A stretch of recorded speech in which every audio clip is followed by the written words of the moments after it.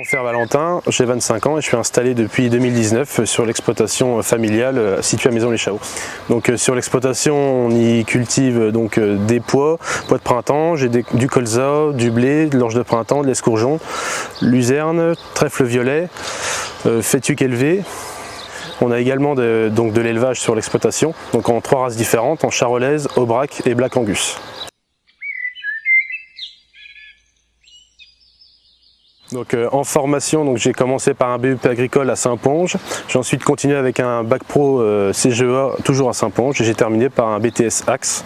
Durant l'ensemble de mes formations, j'ai eu des périodes de stage qui m'ont permis un peu de me conforter dans mon envie de continuer l'agriculture sur l'exploitation familiale, de vraiment découvrir d'autres choses et de pouvoir voir d'autres productions, voir d'autres systèmes et donc de m'apporter de l'expérience un petit peu quoi.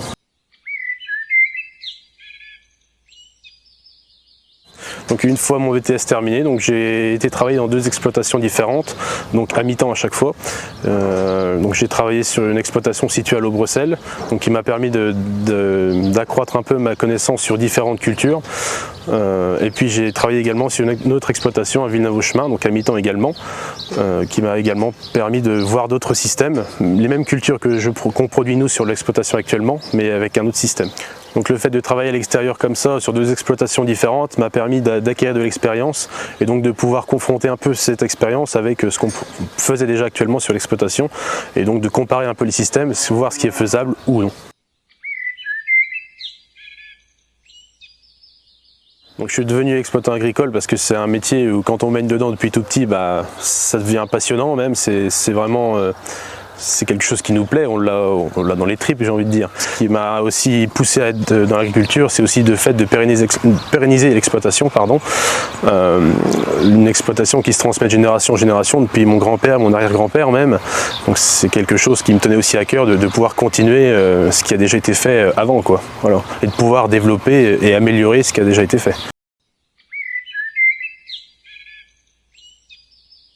On a voulu faire évoluer un peu les choses en diversifiant les races. On a voulu tester d'autres choses comme l'aubrac et la black angus qui sont actuellement présentes sur l'entreprise. Donc là actuellement elles prennent même de plus en plus d'importance par rapport au charolais.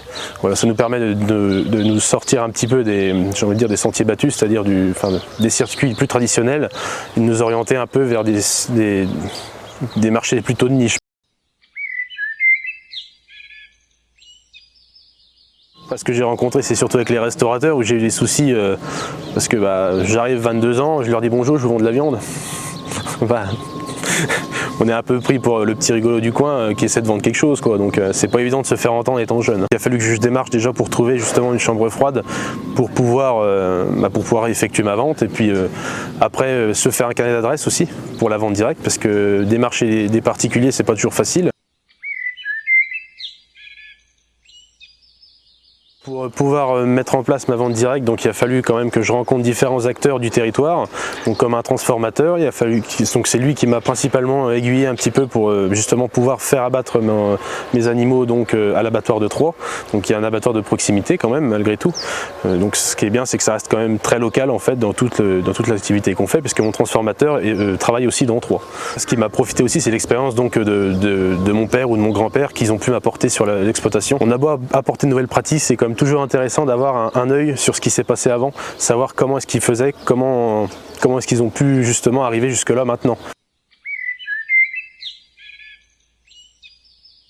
Je dirais que l'ensemble des expériences que j'ai pu acquérir un peu partout, donc en travaillant à l'extérieur et puis justement grâce à la vente directe, parce que je suis de nature assez timide, ça a permis quand même de pouvoir m'ouvrir et de pouvoir communiquer plus facilement avec différentes personnes. Je suis quand même assez fier aussi de pouvoir faire en sorte que l'exploitation familiale puisse se pérenniser dans le temps, puisse continuer.